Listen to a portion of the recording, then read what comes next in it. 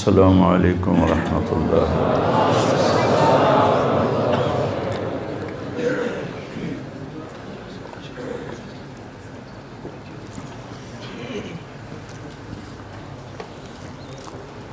بسم اللہ الرحمن الرحیم، والصلاة والسلام علی رسولہ الکریم وعلی آلہ واصحابہ اجمعین، اما بعد۔ اللہ نے جتنی مخلوقات کو پیدا کیا ہے وہ تعلیم یافتہ ہیں۔ ربنا الذی اعطی کل شیء خلقہ ثم ہدی، انہیں پیدائشی طور پہ پتہ ہوتا ہے کہ مجھے کیا کرنا ہے، مجھے کیا کھانا ہے، میرا دشمن کون ہے، میرا دوست کون ہے، میری غذا کیا ہے، میرا طرز زندگی کیا ہے، یہ اندر فیڈ ہوتا ہے۔ انسان واللہ اخرجکم من بطون امہاتکم لا تعلمون شیئا، ہمارے بارے میں کہا تمہیں ماں کے پیٹ سے نکالا تو تم کچھ بھی نہیں جانتے تھے، اور دوسروں کے بارے میں اللہ کہہ رہا ہے اعطی کل شیء خلقہ ثم ہدی۔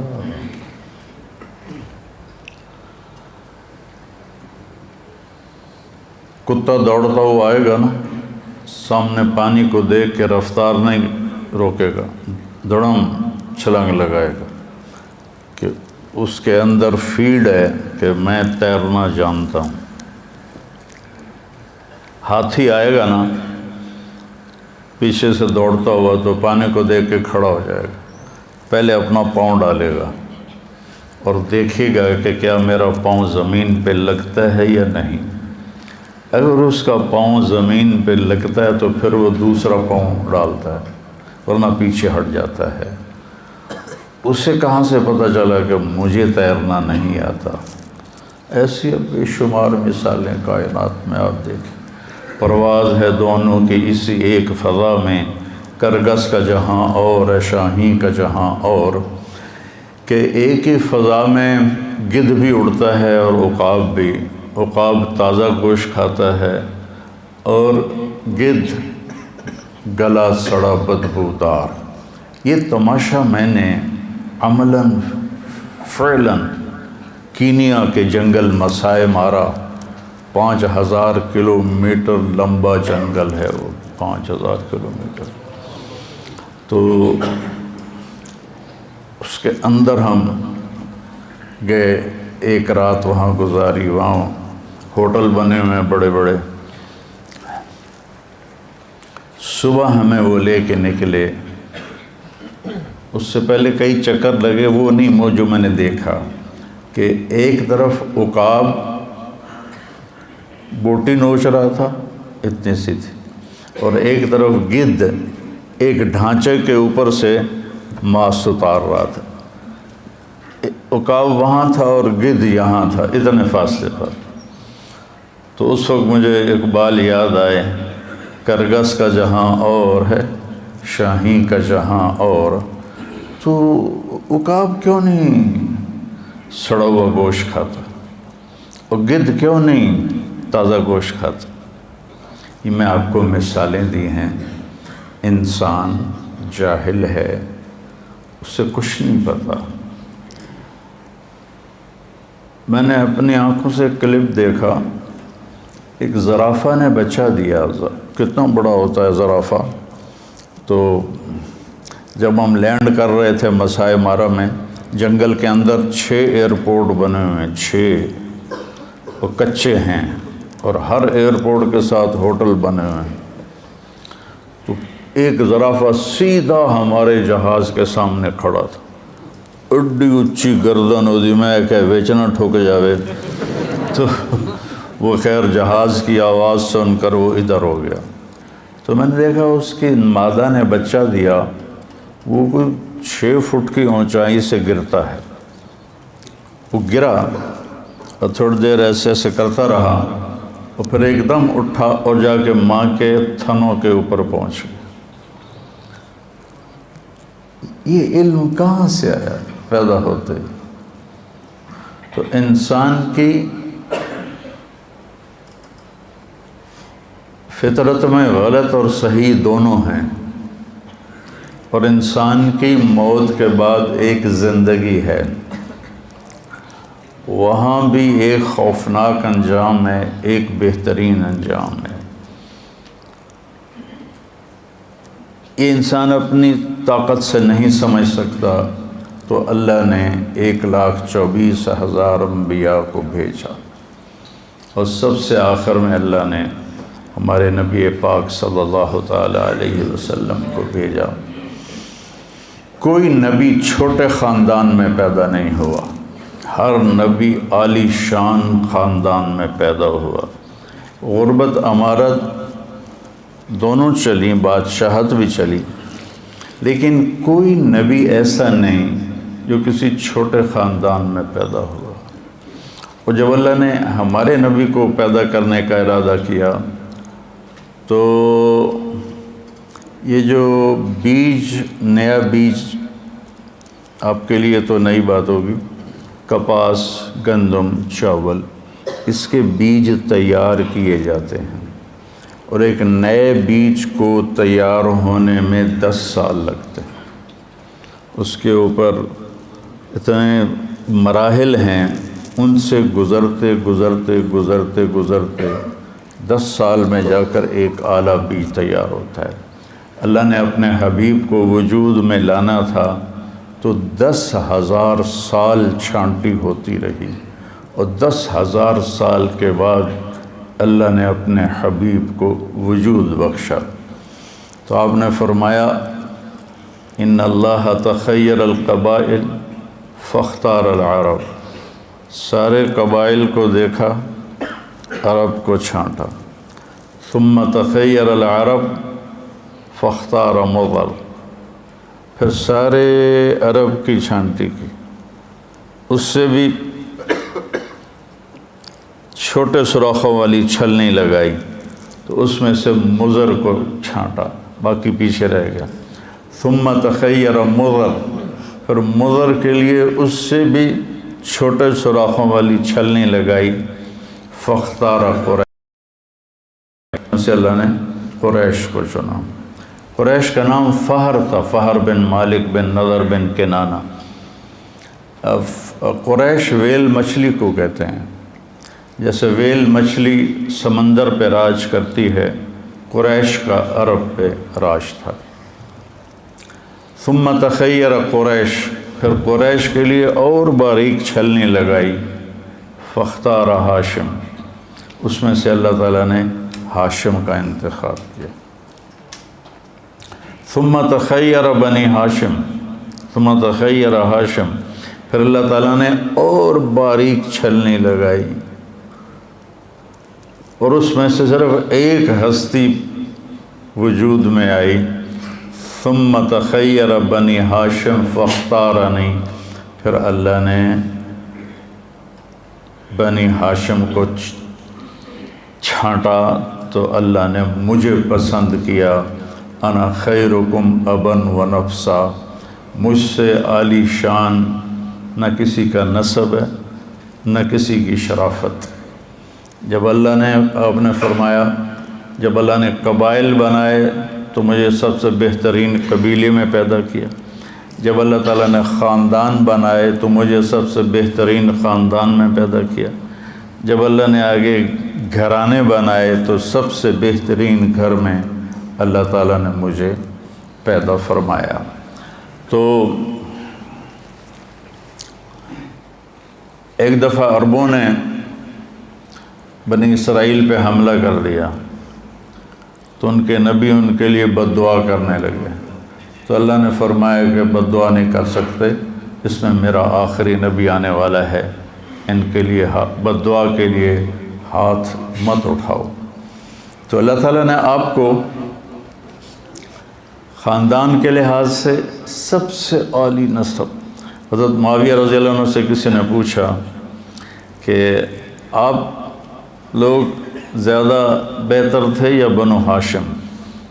تو انہوں نے فرمایا کننا شرفا و ہاشم اشرف. سمجھ گئے نا؟ کننا اشراف، کننا اشراف و ہاشم اشرف. ہم شریف تھے اور وہ شریفوں کا سردار تھا. کننا اشراف و عبد المطلب اشرف. سمجھ گئے؟ ہم شرفاء تھے اور عبد المطلب شرافت کا بھی سردار تھا. کننا اشراف و ابو طالب اشرف. ہم شرفاء تھے، ابو طالب شرافت کے انتہا پر تھے. ثم جاء محمد فلم یترک لأحد شرفا. پھر اللہ کے نبی آئے تو پھر کسی کے لیے کچھ نہ بچا. ایک بنو امیہ کا حامی مدینے میں اور ایک بنو ہاشم کا حامی آپس میں بحث کر رہے. جیسے وہ کہہ رہا تھا بنو امیہ زیادہ بہتر ہیں، دوسرا کہہ رہا تھا کہ بنو ہاشم زیادہ بہتر ہیں. کہ چلو ٹیسٹ کرتے ہیں، تم جاؤ بنو امیہ کے پاس تو پیسے مانگو، میں جاتا ہوں بنو ہاشم کے پاس، میں بھی پیسے مانگتا ہوں، پتہ چل جائے گا کون بڑا سخاں. یہ ٹیسٹ ہو رہا تھا کہ زیادہ سخی کون ہے، زیادہ سخی کون ہے. تو بنو امیہ کا جو حامی تھا وہ 10 سرداروں کے پاس گیا کہ مجھے پیسے چاہیے. تو 10 ہزار سب نے دیا تو 1 لاکھ ہو گیا. تو جو بنو ہاشم کا قائل تھا وہ گیا عبداللہ بن جعفر کے پاس اور حسن بن علی رضی اللہ تعالیٰ عنہما کے پاس اور عبید اللہ بن عباس کے پاس. حضرت عبداللہ بن عباس کے چھوٹے بھائی. کہا جی میں ضرورت ہے، مجھے کچھ چاہیے. تو انہوں نے پہلے نے 1 لاکھ دیا، دوسرے نے 1 لاکھ دیا، تیسرے نے 1 لاکھ دیا. وہ 10 سے 1 لاکھ لے کر آیا، یہ 3 سے 3 لاکھ لے کر آیا. تو بنو امیہ والا کہنے لگا ٹھیک ہے میں ہار مان گیا، بنو ہاشم سب سے اعلیٰ ہیں، سب سے زیادہ سخی ہیں، چلو واپس کریں پیسے. تو بنو امیہ والا گیا ان سرداروں کے پاس کہ جی وہ ہم تو ایسے ہی ٹیسٹ کر رہے تھے، ہم کوئی ضرورت نہیں ہے تو آپ یہ لے لیں. ہم نے کہا ٹھیک ہے دے دو. تو 10 کے 10 نے وہ پیسے واپس لے لیے. لیکن جب وہ گیا ان روشن چراغوں کے پاس تو انہوں نے فرمایا کہ اہل بیت کے گھر سے جب کوئی چیز نکل جاتی ہے واپس نہیں آتی، جاؤ تمہیں ہدیہ، تمہیں ہدیہ. تو اس طرح اللہ تعالیٰ نے لقد جاءکم رسول من انفسکم عزیز علیہ ما عنتم حریص علیکم بالمؤمنین رؤوف الرحیم. اور اس کو یوں بھی پڑھتے ہیں ادھر افریقہ میں گیا، وہ کون سا ملک تھا، موریتانیہ. لقد جاءکم رسول من انفسکم، انفسکم نفیس، انفسکم منکم تمہارے درمیان. تو اللہ تعالیٰ نے 10,000 سال چھلنیاں لگاتے 22 اپریل 571 عیسوی اور 12 ربیع الاول اور اصحاب فیل والا سال اور ہمارے ہندوستان کا کیلنڈر 1 جیٹھ 628 بکرمی پیر کی صبح 4:20 پر اللہ نے آپ کو دنیا میں بھیجا. تو 4:20 میں کیوں کہتا ہوں کہ میں نے مکہ میں 22 اپریل کی صبح صادق دیکھی. اب تو کیلنڈر چھپے ہوئے ہیں نا، تو اس میں 4:20 تھا.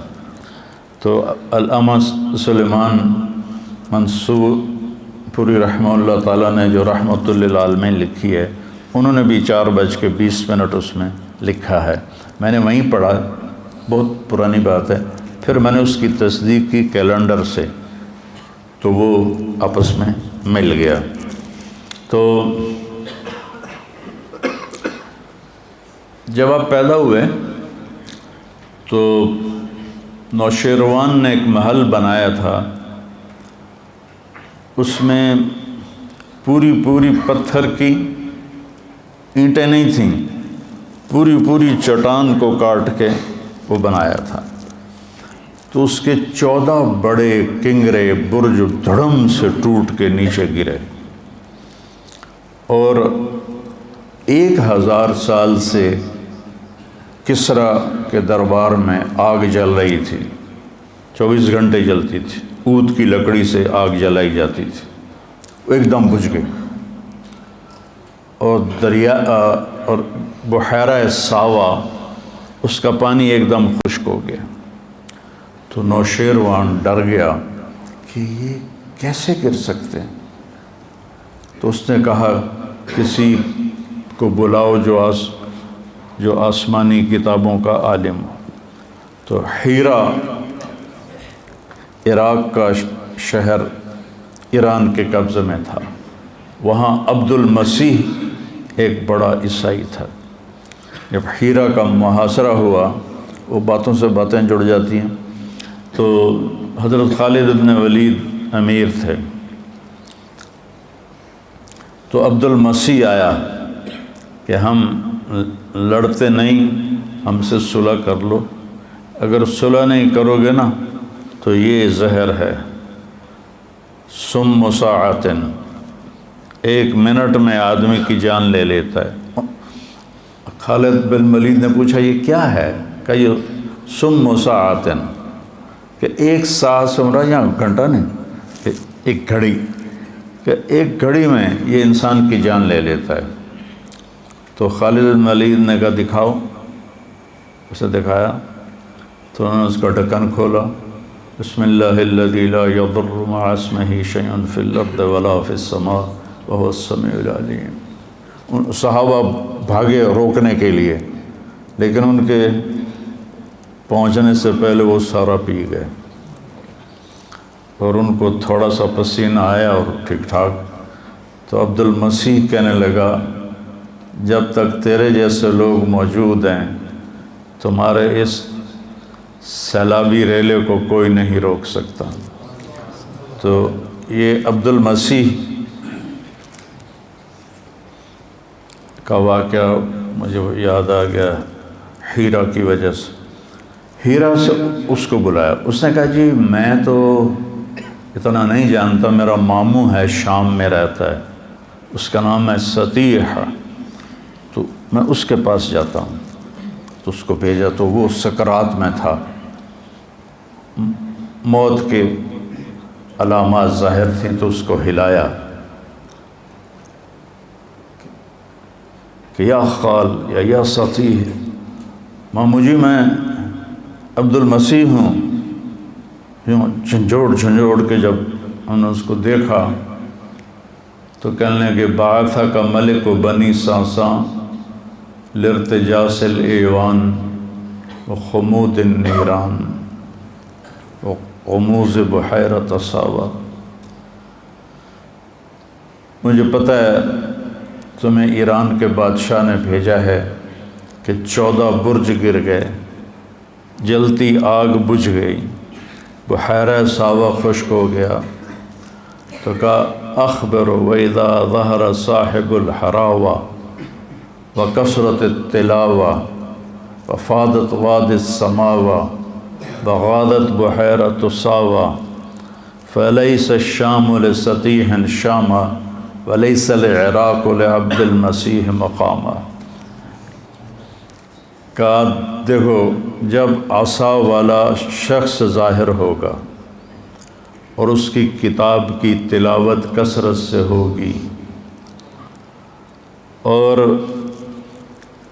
بحیرہ ساوا خشک ہو جائے گا، وادی سماوا پانی سے بھر جائے گی، تو پھر شام میرا شام نہیں اسی کا ہوگا، اور عراق تیرا عراق نہیں، وہ بھی اسی کا ہوگا۔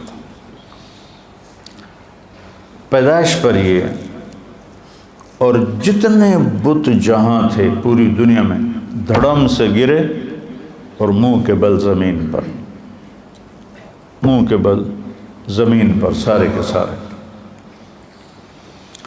تو اس نے واپس آ کر کہا کہ وہ کہہ رہا ہے کہ ہاں ایک بات بھول گئی کہ 14 برج نوشیروان کے بعد 14 بادشاہ آئیں گے اور پھر اس کی سلطنت ختم ہو جائے گی۔ جب نوشیروان نے سنا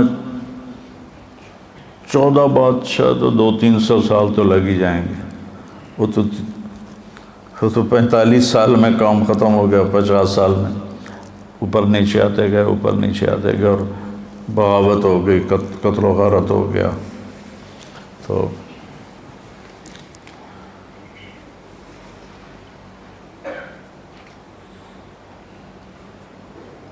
جب آپ پیدا ہوئے تو بچے کے ساتھ گندگی ماں کے پیٹ سے نکلتی ہے، تو ایک قطرہ گندگی کا باہر نہیں نکلا۔ بچے کے جسم پر گندگی ہوتی ہے، یہ ایک ذرہ گندگی کا نہیں تھا، جیسے کسی نے غسل دیا ہو اور غسل کر کے باہر بھیجا ہو۔ ہم ختنہ باہر بچے کا جب پیدا ہوتا ہے کرواتے ہیں، آپ ختنے سمیت ماں کے پیٹ سے باہر آئے، پھر آپ کی بچے کی یہ ناف ماں کی آنت سے جڑی ہوتی، اس کو باہر آ کر کاٹتے ہیں۔ ولدہ مختوناً مقطوع السرہ، آپ کی ناف ماں کی آنت سے پیٹ سے ہی جدا تھی، اور آپ کا ختنہ ماں کے پیٹ سے ہوا تھا، اور پورے کمرے میں خوشبو پھیل گئی۔ عبد الرحمن بن عوف کی والدہ آپ کی دائی تھیں اس وقت، تو انہوں نے دیکھا تو حیران پریشان، بے ختنہ ہوا ہے اور ادھر ناف کٹا ہوا ہے، ادھر گندگی کوئی نہیں دھلا دھلایا ہے، ادھر ساری خوشبو پھیل رہی ہے، یہ کون ہے؟ کہا آمنہ تیرے بچے کا کوئی عجب ہی حال ہے، اور ایسے پہلو میں لٹایا۔ تو جو ہی آپ کو پہلو میں لٹایا تو آپ نے کروٹ بدلی اور سجدے میں سر رکھ دیا اور ایک لمبا سجدہ کیا۔ اتنی عمر کا بچہ تو ہل نہیں سکتا، تو آپ نے پوری کروٹ بدلی اور سجدے میں سر رکھا۔ لمبے سجدے کے بعد یہ ہاتھ کا سہارا لیا اور اپنے سینے کو یوں اٹھا لیا جیسے کوئی مضبوط بچہ اٹھاتا ہے، ایسے اٹھایا، اور پھر اس انگلی کو، اس ہاتھ کو اوپر کیا، اس انگلی کو سیدھا کیا۔ جب یوں کیا تو پوری کائنات میں حضرت آمنہ کہتی مجھے روشنی نظر آئی، ہر طرف نور ہی نور پھیل گیا، اور انہوں نے گھبرا کے بچے کو گود میں لیا تو ایک دم انفرجت فرجتن، چھت میں ایک شگاف پیدا ہوا اور اس میں ایک دھند غیم ہوتا ہے، یہ جو سردیوں میں دھند ہوتی ہے اس کو غیم کہتے ہیں، ایک دھند داخل ہوئی اور پورے کمرے میں پھیل گئی، اور گود کا بچہ گود میں نظر نہیں آ رہا، اتنی گہری دبیز، اور اس میں سے آواز آئی طوفوا بہ مشارق الارض و مغاربہا۔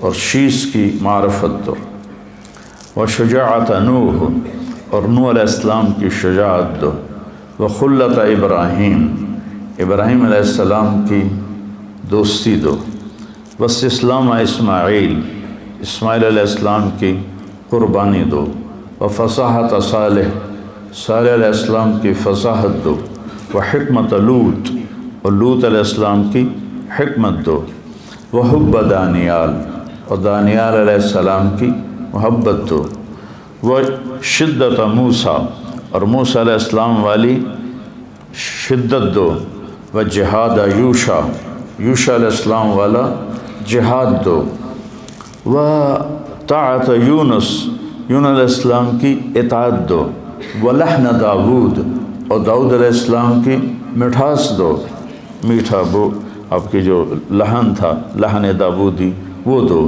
و زہد عیسیٰ، اور عیسیٰ علیہ السلام جیسا زہد دو، وَأَغْمَسُوهُ فِي أَخْلَاقِ النَّبِيِّينَ، اور سارے نبیوں کے اخلاق اس بچے میں ڈال دو۔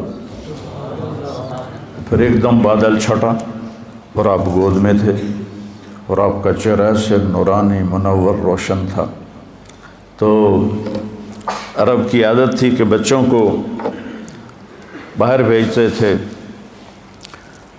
ان کے لیے مکہ شہر تھا، آج کے لحاظ سے تو چھوٹی سی بستی تھی، تو وہ آگے پہاڑوں میں بھیجتے تھے، ایک تو زبان فصیح ہو، اس میں کوئی ملاوٹ نہ ہو۔ تو جیسے یہ امارات میں، سعودیہ میں پٹھانوں نے، پنجابیوں نے عربوں کی عربی کا بیڑا بھی غرق کر دیا۔ یہ سارے امارات میں کیف حالک، چیف حالک، چیف،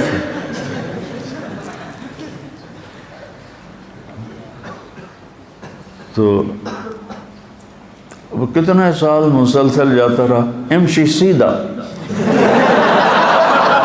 عرب کہتے ہیں، عرب امشی سیدھا۔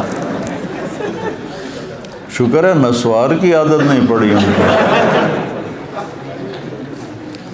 اور جو مصری ہیں یہ کاف کو حمزے میں تبدیل کر دیتے ہیں اور جیم کو گاف میں تبدیل کر دیتے ہیں۔ مصریوں کی جماعت تھی، وہ قریب میوات کے گاؤں میں گئی، اس وقت میوات تھا، اب تو سب شہر بن گئے۔ تو وہ بیان میں مصر کا بیان تھا، وہ جنت کو بولے تو کہے الگنہ، الگنہ یرزقنا الگنہ، جو بھی اس کا مضمون تھا جنت کو کئی دفعہ دہرایا۔ تو سامنے دیہاتی بیٹھے تھے، اگلے دن صبح ایک میواتی گنے کی پنڈ اٹھا کے لایا اور کہنے لگا جی یہ رات کو شیخ کہہ رہے تھے گنا چاہیے، گنا چاہیے، تو میں یہ لے کر آیا ہوں۔ تو یہ تمہارے شیخ کے ملک والے نمشو کہتے ہیں، نمشو، دیالو، دیالو، پتہ نہیں دیالو کا کیا مطلب ہے۔ تو اس لیے ایک تو اللہ نے یہ واحد ملک ہے جس میں دریا کوئی نہیں، اتنا بڑا ملک دنیا میں واحد ارض الحجاز ہے، 3 طرف سمندر ہونے کے باوجود دریا کوئی نہیں، اور پہاڑوں کی بناوٹ ایسی ہے کہ مونسون ہوائیں ٹکرا کے واپس لوٹ جاتی ہیں، بارش نہیں ہوتی۔ یہ گویا کہ آخری نبی کے لیے زمین تیار کی جا رہی ہے، اِنَّا سَنُلْقِي عَلَيْكَ قَوْلًا ثَقِيلًا، تو اس کے لیے تیار تو ہونا پڑے گا نا۔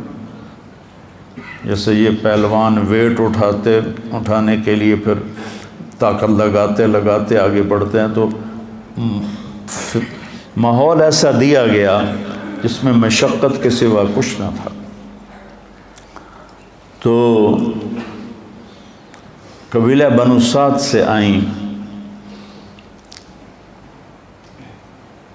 وہ خواتین، تو حضرت حلیمہ کی جو ڈاچی بھی کمزور، اونٹنی بھی، اور گدھی بھی کمزور، جس پر وہ اونٹنی پر سامان تھا، گدھی پر وہ سوار تھیں، اور ان کے خاوند ابو کبشہ ساتھ پیدل چل رہے تھے۔ تو اس دن 10 بچے پیدا ہوئے مکے میں۔ تو لینے کے لیے جو عورتیں آئیں سب نے آپ کو دیکھا اور یتیم سمجھ کے چھوڑ دیا، اور باقی 9 لے لیے۔ جب حضرت حلیمہ پہنچیں تو دیکھا یتیم ہے، انہوں نے بھی چھوڑ دیا۔ سارا مکہ ڈھونڈ لیا، کوئی بچہ نہیں ملا، تو اللہ تعالیٰ نے انہی کے نصیب میں لکھا تھا۔ تو ابو کبشہ کہنے لگے کہ حلیمہ خالی گو جانے سے بہتر ہے یتیم کو لے لو، چلو کوئی برکت ہی ہو جائے گی اس کی، کوئی خدمت ہو جائے گی اس کی۔ ایک تو جس سال آپ پیدا ہوئے پوری دنیا میں جہاں انسانیت آباد تھی، اللہ نے ہر ماں کو بیٹا دیا، بیٹی نہیں، ساری دنیا سب کے بیٹے ہوئے، سب کو اللہ نے بیٹے دیے۔ اور دادا نے آپ کا نام رکھا محمد، جس کی تعریف کی جائے۔ ماں نے نام رکھا احمد، جو تعریف کرنے والا ہو۔ ماں کا نام آمنہ، جو امن کی علامت۔ والد کا نام عبداللہ، جو عبدیت کی علامت۔ خاندان کا نام ہاشم، ہاشم کا نام عامر تھا۔ ہاشم اس لیے کہتے ہیں روٹی کو چورا کر کے نا سالن میں، یہ ڈیرہ اسماعیل خان والے صوبت کہتے ہیں، صوبت وہ پرات میں ہے، کوئی ڈیرہ اسماعیل خان کا کہتے ہو نا؟ ہاں، تو وہ سرید بن جاتا ہے شوربے میں، روٹیاں بھگو کے توڑ کے اور گوشت۔ تو سب سے پہلے حضرت ہاشم نے حاجیوں کو اس طرح کھانا کھلانا شروع کیا، تو ان کا نام ہاشم پڑ گیا۔ تو خاندانی نام ہاشم، کھانا کھلانے والے۔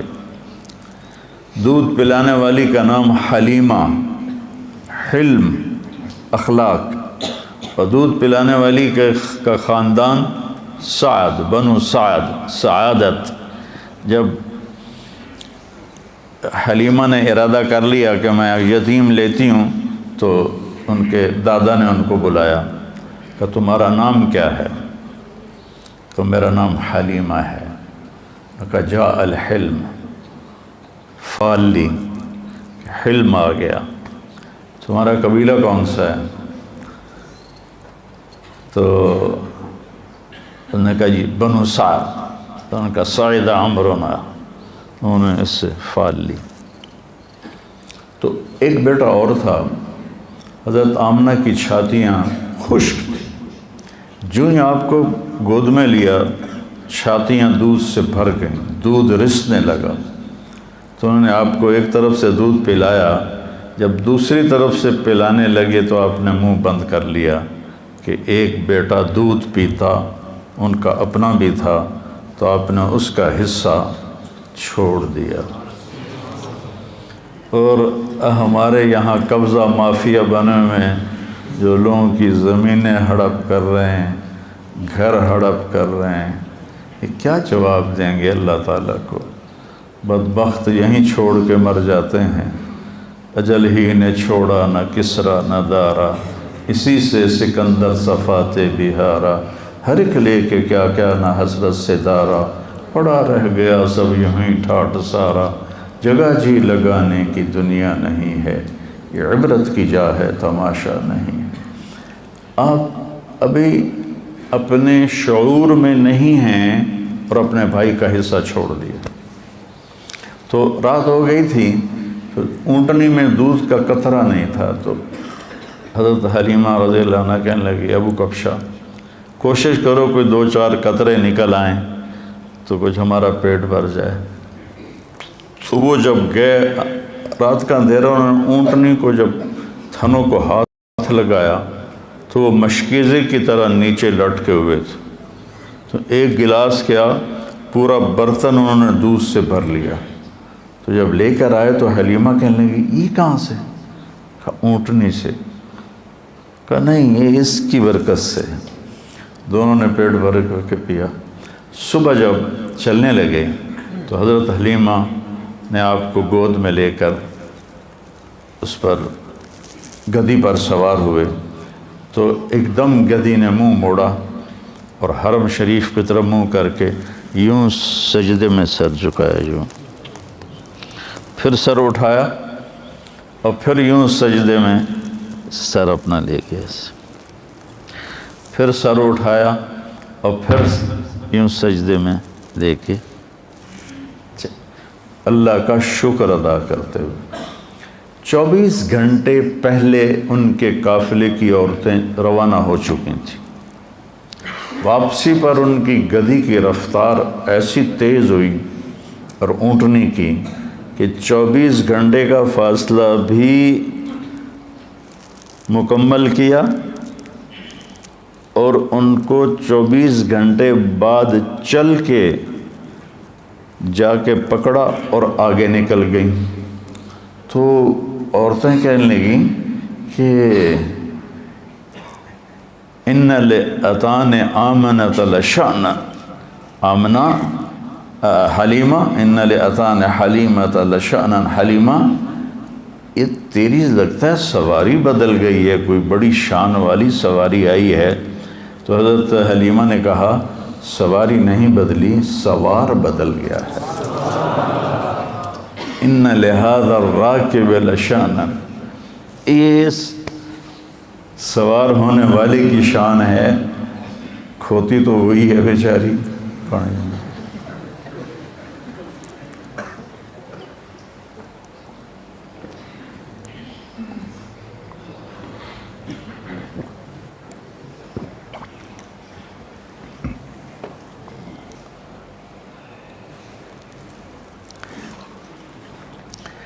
لقد جاءکم رسول من انفسکم،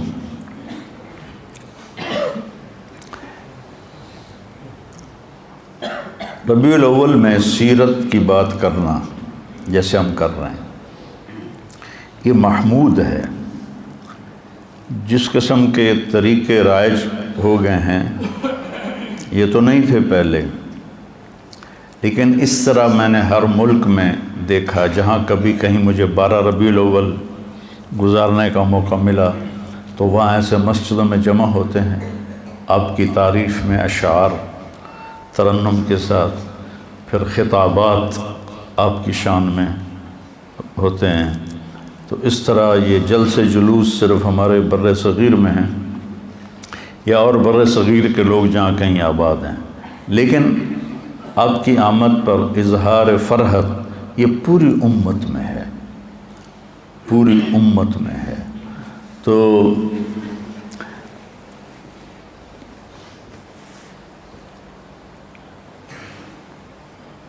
12 بجے تک مجھے بات کرنی ہے، میں کیا کر، چونکہ میرا سر ساتھ پھر دینا چھوڑ دے گا، تو میں یہ ان صرف 2 لفظوں کا آپ کو بتانا چاہتا ہوں۔ من انفسکم، تمہارے اندر ہی ہے، تمہارے خاندانوں میں سے ایک خاندان سے ہے، اس جیسا کوئی خاندان دکھاؤ جس کا نسب آدم علیہ السلام تک جاتا ہو۔ عدنان تک متفق علیہ ہے، ابراہیم علیہ السلام تک ابن اسحاق اور حضرت امام بخاری نے اس کی تصدیق کی ہے۔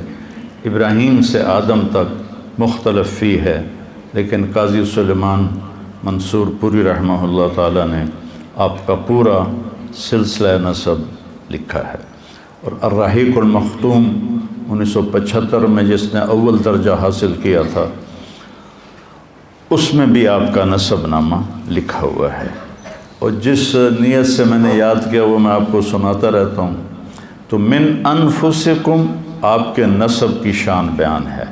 محمد بن عبداللہ بن عبد المطلب بن ہاشم بن عبد مناف بن قصی بن کلاب بن مرہ بن کعب بن لبی بن غالب بن فہر بن مالک بن نضر بن کنانہ بن خزیمہ بن مدرکہ بن الیاس بن مضر بن نزار بن معد بن عدنان بن اود بن حمیسہ بن سلامان بن عوس بن بوز بن قموال بن ابی بن عوام بن ناشد بن حزا بن بلداس بن یدلاف بن طابق بن جاحم بن ناحش بن ماخی بن عیفی بن عبقر بن عبید بن الدعاء۔ الدعاء وہ شخص ہے جس نے نیزہ ایجاد کیا، اس سے پہلے نیزے نہیں تھے۔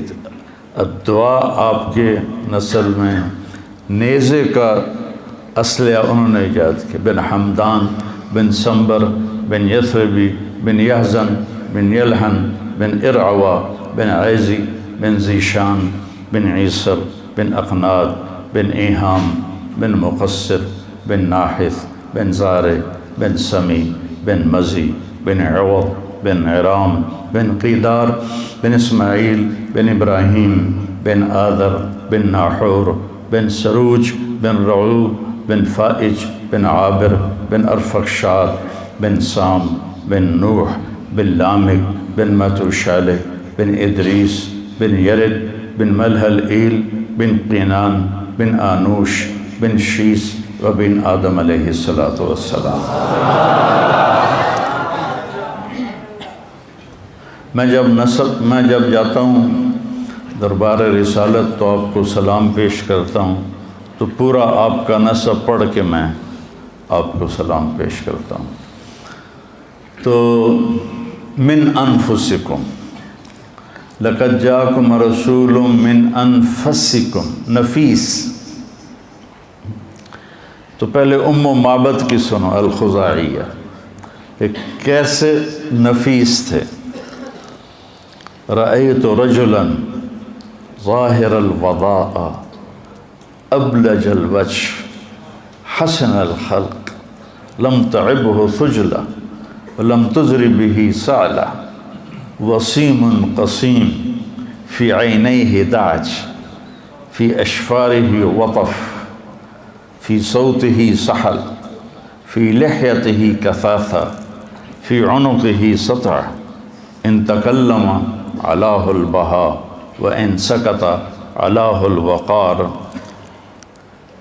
کیا ردم ہے، جس کو کچھ بھی سمجھ نہ آتی ہو عربی کی، وہ بھی اس الفاظ کی موسیقی سے اثر لیے بغیر نہیں رہ سکتا۔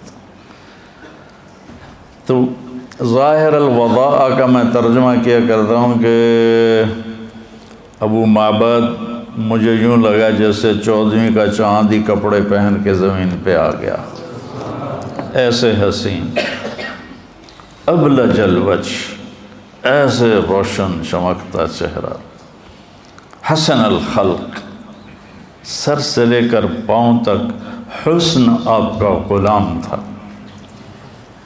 پیٹ نکلا ہوا نہیں تھا کہ برا لگے۔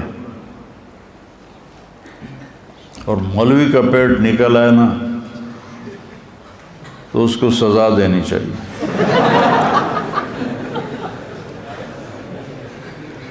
یہ دین مجاہدے والا دین ہے، پیٹ نکل آئے گا تو کتنے کام ہیں جو تم کر ہی نہیں سکو گے۔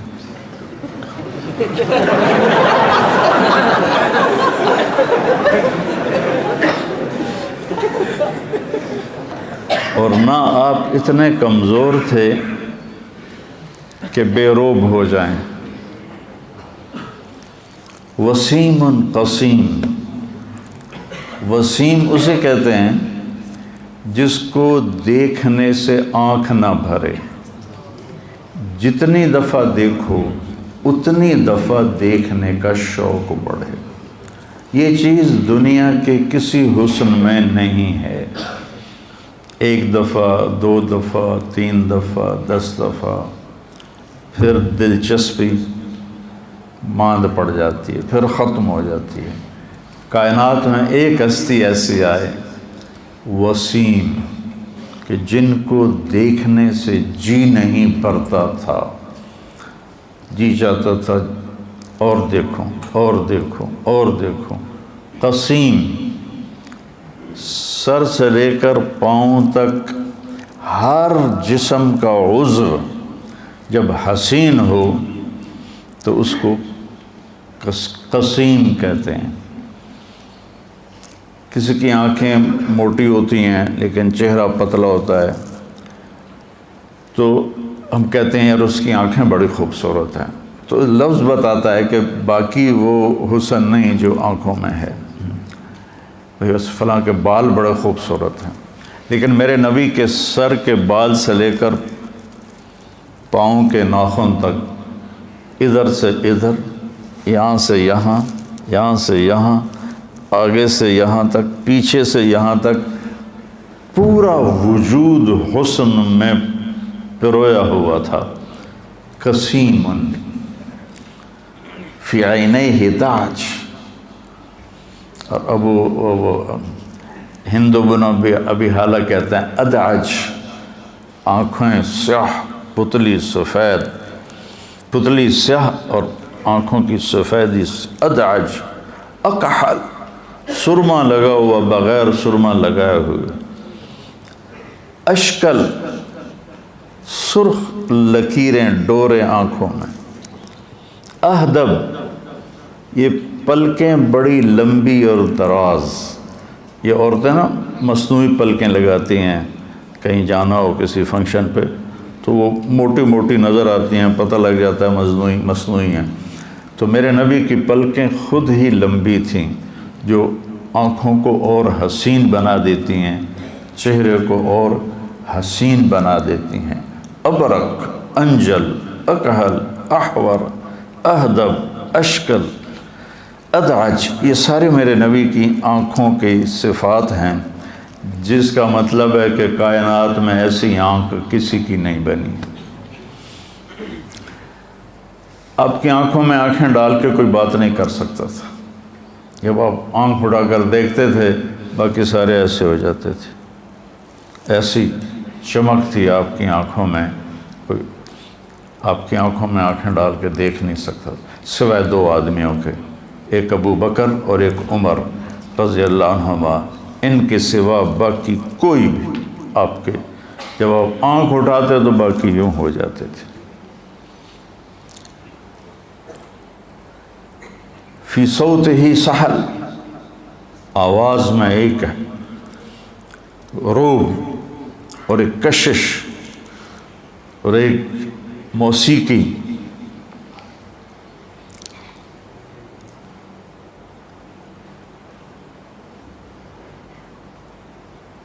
طفیل دوسی جب مکے میں آئے تو ان سے کہا گیا ایک جادوگر ہے، اس کی سننا نہیں ورنہ اثر ہو جاتا ہے. ان نے کانوں میں روئی ڈال لی کہ میں سنوں ہی نہیں. تو وہ طواف کر رہے تھے تو آپ نماز پڑھ رہے تھے تو نظر پڑی چہرے پر، تو کہنے لگے یہ کون ہے؟ وسیم، آنکھ کھنچتی کہ ہوئی ہے جادوگر. کہنے لگے میں سوچ میں پڑ گیا یہ چہرہ جادوگر کا نہیں ہو سکتا، اور میں عقل مند آدمی ہوں، قبیلے کا سردار ہوں، میں سنوں گا ٹھیک ہوگی تو لے لوں گا، غلط ہوگی تو چھوڑ دوں گا. تو طواف سے فارغ ہو کر آئے تو آپ نماز سے فارغ تھے، آ کر بیٹھنے لگے، کانوں سے روئی نکالی.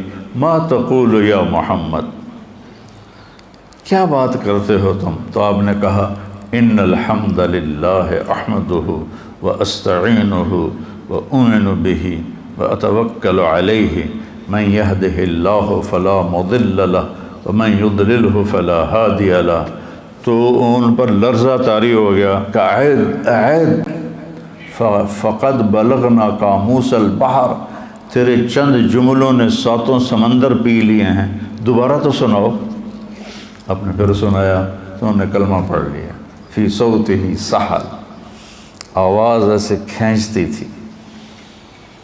فی لحیت ہی کثافہ، داڑھی بڑی حسین خوبصورت گھنی داڑھی، اور سر میں 20 سفید بال تھے یا 14، دونوں روایت ہیں. فی عنق ہی سطح، لمبی گردن تھی. لمبی گردن حسن کا ایک بہت بڑا نمونہ ہوتا ہے کہ جس کی گردن لمبی ہو، اور جس کی گردن اندر دھنسی ہو نا وہ بڑا پلیت ہوتا ہے. وہ اس سے بچ کے رہنا چاہیے.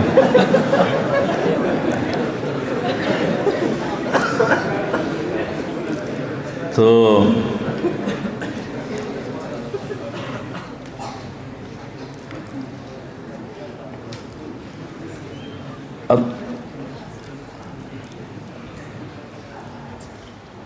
شدید سواد الشعر، ہند بن ابی حالہ، سیاہ کالے بال، عظیم الہامہ،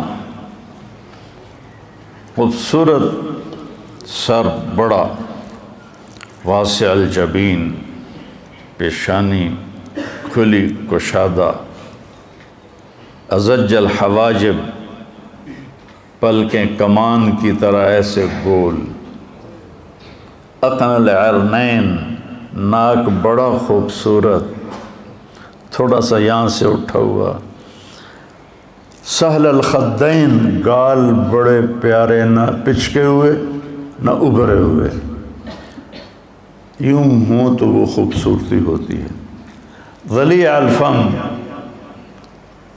کھلا منہ، خوبصورت ہونٹ،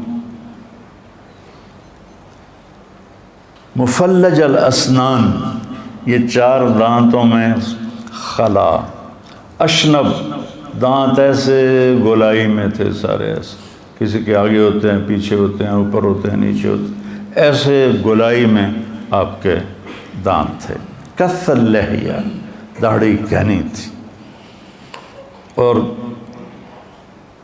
گردن لمبی تو میں پہلے بتا چکا ہوں، بعید ما بین المنکبین، کندھوں کا درمیانی فاصلہ زیادہ، عریض الصدر، چوڑی چھاتی، طویل الزندین، بازو لمبے، سائل الاطراف، انگلیاں لمبی سیدھی، رحب الراحہ، کشادہ ہتھیلی، کشادہ ہتھیلی سخاوت کی علامت ہوتی ہے، اور چھوٹی ہتھیلی یہ قیافہ ہے نہ کہ کوئی حدیث، اور چھوٹی ہتھیلی وہ دیکھ رہا ہے کہ میری چھوٹی ہے، تو وہ بخل کی علامت ہے، چھوٹی ہتھیلی والے بخیل ہوتے ہیں، سوا البطن والصدر، سینہ اور پیٹ برابر تھا، دقیق المسربہ، یہاں سے بالوں کا تار چلتا تھا اور آ کر ناف پہ وہ ختم ہو جاتا تھا، اشارت ذراعین، یہاں تھوڑے تھوڑے بال تھے، باقی آپ کا پورا جسم بالوں سے صاف تھا، چاندی کی طرح چمکتا ہوا آپ کا جسم ہوتا تھا، اور مسیح القدمین، پاؤں پہ لگتا تھا جیسے تیل لگا ہوا ہو، خمسان الاخمسین، یہ جگہ زیادہ گہری تھی جو تیز چلنے میں مدد دیتی ہے، دوڑنے میں مدد دیتی ہے، اذا التفت التفت جمیعا، جب کوئی آپ کو متوجہ کرتا تھا تو آپ ایسے نہیں دیکھتے تھے، بھائی کیا نام ہے تمہارا؟ محمد، یہ مولوی محمد مجھے کہے مولانا صاحب تو میں یہ اتنا کروں گا، میں کہ جی فرمائیے، لیکن میرے نبی کو جب ادھر سے کوئی پکارتا تو آپ پورا ایسے مڑتے تھے، ایسے کہتے جی فرمائیے،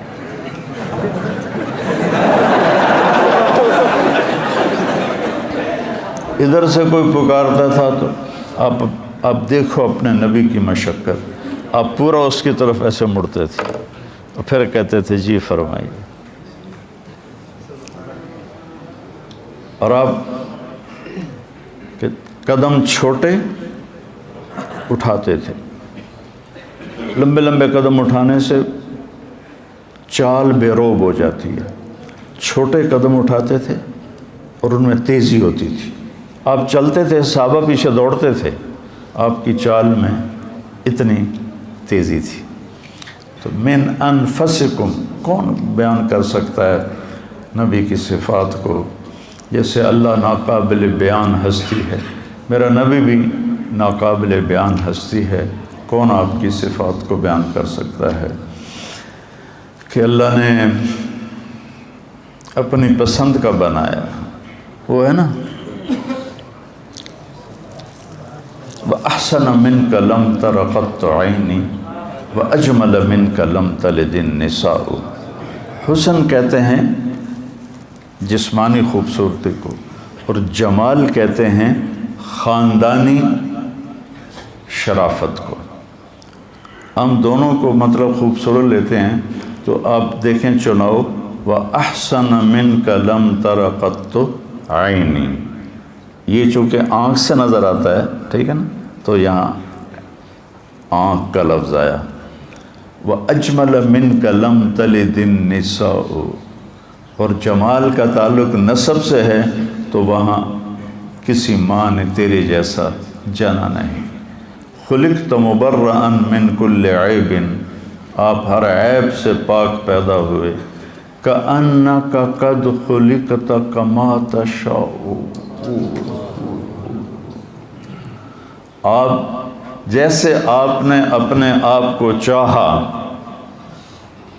ویسے اللہ نے آپ کو بنا لیا۔ سبحان اللہ۔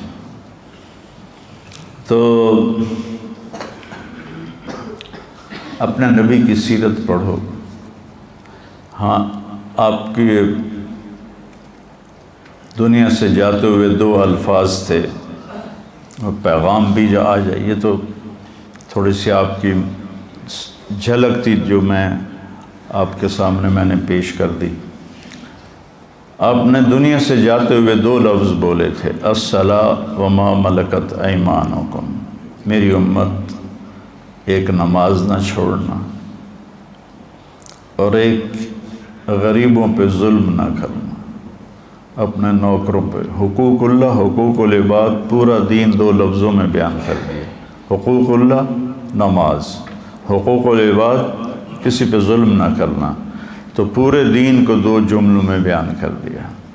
تو ایک نماز اپنے خوبصورت بناؤ، نماز کو نا بنا سنوار کے پڑھو، تو آہستہ آہستہ آہستہ آہستہ آہستہ اللہ تعالیٰ آپ کو نماز کی مٹھاس نصیب فرما دے گا۔ اس میں اللہ نے مٹھاس رکھی ہے، لذت رکھی ہے، حوائج ضروریات کا پورا ہونا اس میں اللہ تعالیٰ نے رکھا ہے۔ قم فصل فإن فی الصلاۃ شفاء۔ ابو ہریرہ، آپ نے فارسی کا ایک جملہ بولا ہوا ہے، ابو ہریرہ درد در شکم، پیٹ میں درد ہے؟ ان کا جی ہاں، کا قم فصل فإن فی الصلاۃ شفاء۔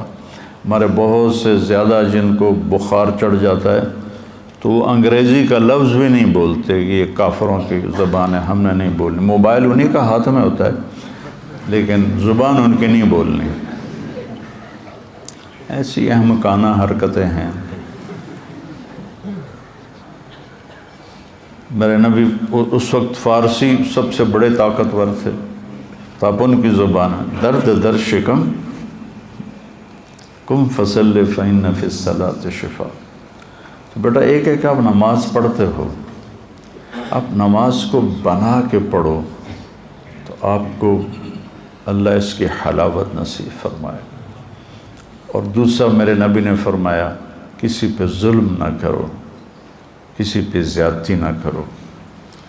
2 گناہ ایسے ہیں جن کی سزا دنیا میں شروع ہو جاتی ہے، ایک ظلم اور ایک ماں باپ کی نافرمانی۔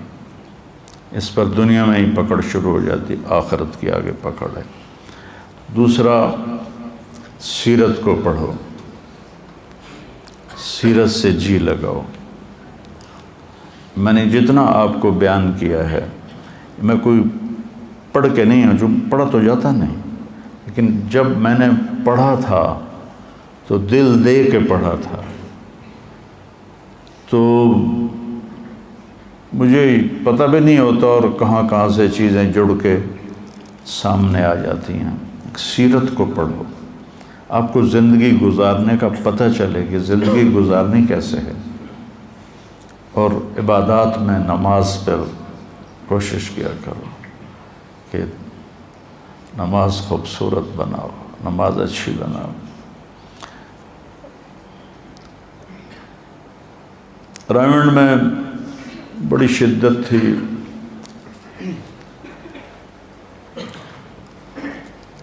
کسی کی 1 رکعت نکل جاتی تو 5 منٹ کان پکڑنے پڑتے تھے، اور 2 رکعت نکل جاتی تو 10 منٹ، 3 رکعتیں نکل جاتی تو 15 منٹ، اور عطیات میں شامل ہوتے تو 20 منٹ کان پکڑنے پڑتے تھے۔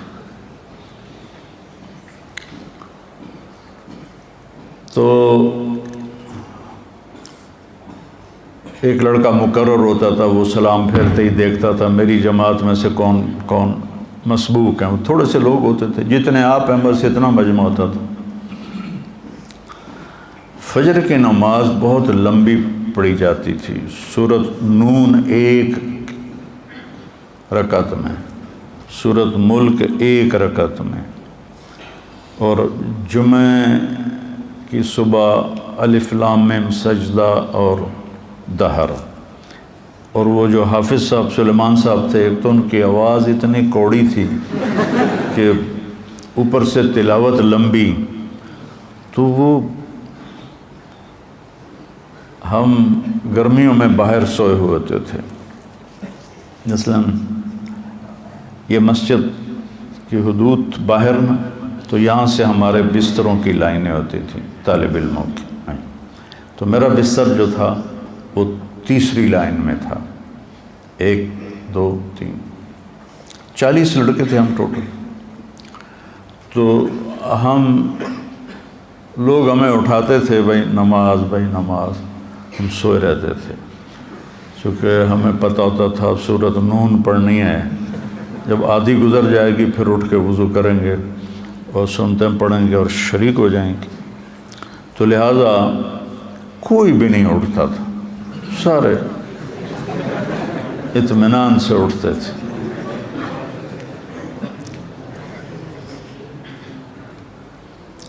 تو ایک دن ایسا ہوا کہ ہم حسب معمول سوئے ہوئے، حافظ سلیمان کی سورت رحمۃ اللہ علیہ کی سورت فاتحہ سن رہے تھے، الضالین ایسے ان کی آواز، ایک دم آواز آئی الم نشرح لک صدرک۔